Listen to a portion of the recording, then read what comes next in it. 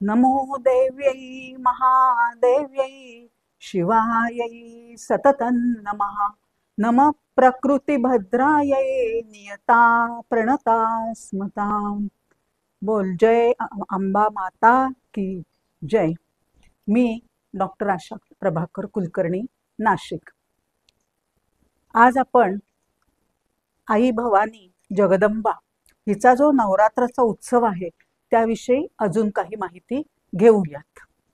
घराघरात घट बसले आहेत, प्रसन्नतेची प्रभा सूर्याच्या कोवळ्या किरणाप्रमाणे सगळीकडे पसरलेली आहे।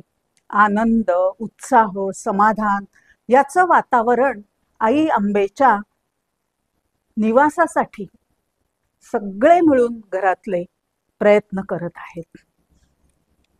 ह्या नवरात्रात आता आपण पाहिलं तर आता घटाभोवतीचं जे धान्य आहे ते अंकुरलं आहे आणि त्या धान्याच्या पात्यांपासून सकारात्मक ऊर्जा ही सगळीकडे पसरते आहे आणि आपल्या मनामध्ये असणारं नैराश्य दूर करते आहे, नकारात्मक विचार दूर करते आहे आणि तिचं अस्तित्व आपल्याला जाणवतंय। अर्थात हा ज्याचा त्याचा प्रश्न आहे, पण हे अस्तित्व तिचं जाणवतंय।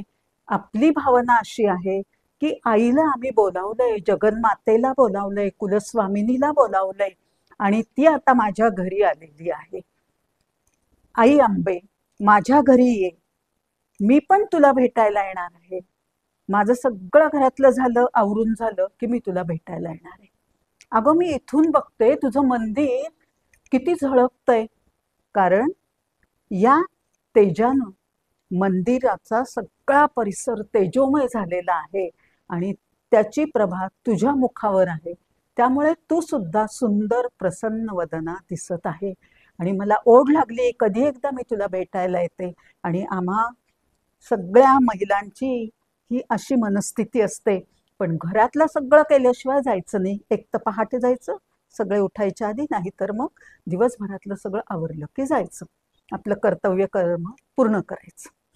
अन्नपूर्णेचा वसा घेतलेला आहे। नित्यानंद करी अशी ही जी अन्नपूर्णा आहे, भिक्षां देहीच पार्वती, ही आपल्या देव्हाऱ्यात आहे, आपल्या मनाच्या गाभाऱ्यात आहे। तिचं स्मरण करून आपण स्वयंपाक करतो आणि त्या अन्नाला रुची येते, कारण आपले भोळे शंकर त्या प्रसादाचं सेवन करणार आहे। त्यामुळे आपण अगदी मनापासून जे असेल, भाजी भाकरीपासून जे काय असेल ते आपण करत असतो आणि हा आनंद वाटत असतो, लुटत असतो।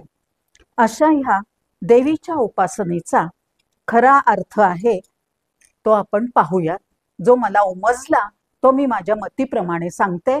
अर्थात यात खूप खूप खूप खोलखोल अर्थ आहेत, मी तिकडे एवढं जाणार नाही, पण थोडक्यात मला उमजलेला अर्थ सांगते। नवरात्र म्हणजे शक्तीची उपासना आहे। अष्टभुजा देवी, ज्या वेळेला आपण ध्यान करतो, चिंतन मनन करतो, त्यावेळा ही अष्टभुजा डोळ्यासमोर आल्यानंतर तिच्या 8 हातामध्ये जी प्रतीकं आहेत त्या प्रतीकांची आपण माहिती करून घेऊया। एका हातामध्ये स्मरणी, स्मरणी म्हणजे जपमाळ, ही जपमाळ आहे ती आपल्याला आपल्या कर्तव्याचं स्मरण करून देणारी अशी ही स्मरणी आहे। ज्ञानग्रहण आणि कर्तव्याची सतत जाणीव करून ती आपल्याला देत असते। देवीच्या दुसऱ्या हातामध्ये अंकुश आहे। अंकुश हा नियंत्रणाचं काम करतो आणि ज्या अनिष्ट गोष्टी असतात त्या अनिष्ट गोष्टींना तो दूर करण्यासाठी प्रेरणा देतो आपल्याला। अगदीच आत्ताचंच उदाहरण सांगायचं म्हटलं तर मोबाईल, इंटरनेट याचा अतिवापर नको, तो मर्यादित आपल्याला फायदेशीर आहे तेवढाच करायला हवा। देवीच्या तिसऱ्या हातात वीणा आहे। वीणा हे कलेचं प्रतीक आहे। आपल्याला हे जीवन जगताना आपल्यामध्ये असलेलं जे रसिक मन आहे त्याचं मनोरंजन केलं म्हणजे आपला थकवा पण दूर होतो आणि आपण कुठली ना कुठली तरी कला ही आत्मसात करायला हवी आहे आणि त्यामुळे आपलं जगणं हे सुंदर होतं, हे पण यातून सुचवलं जातं। देवीच्या चौथ्या हातातील पुस्तक हे ज्ञानाचं प्रतीक आहे. नियमित वाचनाने आपलं व्यक्तिमत्व तर समृद्ध होतच, पण ज्ञान हे कधीही वाया जात नाही. ते कधी ना कधी कुठे ना कुठे आपल्या उपयोगी पडतं आणि ज्ञानोपासना हे त्या पुस्तकातून आपण शिकतोय. देवीच्या 5व्या हातामध्ये अग्निकुंड आहे. अग्निकुंड तेजस तत्व आहे, ऊर्जा आहे त्यात. आणि या अग्निकुंडामध्ये जे सांगितलेलं आहे ते म्हणजे सकारात्मक ऊर्जा मिळवून आपण तेजस्वी व्हायला हवं आहे आणि वंचित, दुःखित जे आहे त्यांना आपण स्नेहाची ऊब द्यायला हवी. देवीच्या 6व्या हातामध्ये खड्ग आहे. हे खड्ग म्हणजे काय आहे? शत्रूचा नाश करायचा आहे, पण आपल्या मनामध्ये असणारे जे षड्रिपू आहे त्यांचाही आपण नाश केला पाहिजे, ह्याची आठवण ती आपल्याला करून देते. दुर्गुणांचा विनाश करायचा आहे, आसुरी प्रवृत्तींचा विनाश करायचा आहे, अशी तिला प्रार्थना करायला हवी. म्हणजे समाजातल्या या वाईट प्रवृत्ती आहेत या ज्या वेळेला नाहीशा होतील, कमी कमी कमी होत जातील, त्यावेळेला समाज स्वास्थ्य चांगलं होईल आणि सगळेजण शांतपणे या परिस्थितीचा आनंद घेतील. देवीच्या 7व्या हातात त्रिशूळ आहे. त्रिगुणाचं प्रतीक आहे.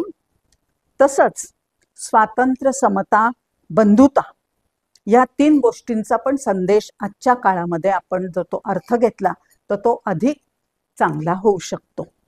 देवीच्या 8व्या हातात कमळ आहे. आता हे कमळ म्हणजे काय आहे? अनेक अनेक पाकळ्यांनी उमलतं, चिखलामध्ये उमलतं, पण चिखल आपल्या पाकळीपर्यंत ते येऊ देत नाही. म्हणजे ज्या परिस्थितीत आपण वावरतोय समाजामध्ये, त्यातल्या ज्या वाईट गोष्टी आहेत त्यापासून आपण दूर राहायचं, आपल्यापर्यंत येऊ द्यायच्या नाहीत. आणि उच्च ध्येय, आकांक्षा बाळगून उन्नतीच्या मार्गावर आपण जायचं. एकेका पाकळीने आपल्यामध्ये असलेल्या गुणांचा विकास करायचा. आणि ह्या कमळाचं जे उमलणं आहे की जिथे लक्ष्मी आसन म्हणून त्याचा स्वीकार करते, ही लक्ष्मी आपल्याला चांगल्या मार्गाने मिळते. आणि म्हणून हे कमळ जे आहे या कमळाची आपण आठवण ठेवली पाहिजे. अशी ही अष्टभुजा, तिच्या हातातली प्रतीकं ही आपल्याला प्रेरणा देते, आपल्याला संदेश देते. आणि हा संदेश आपण तिचा कृपाप्रसाद म्हणून मानायला हवा. आपलं जीवन हे अधिक सुखकर, आनंदमय आणि समाधानकारक होईल. हाच तर आपला जीवन जगण्याचा उद्देश आहे ना.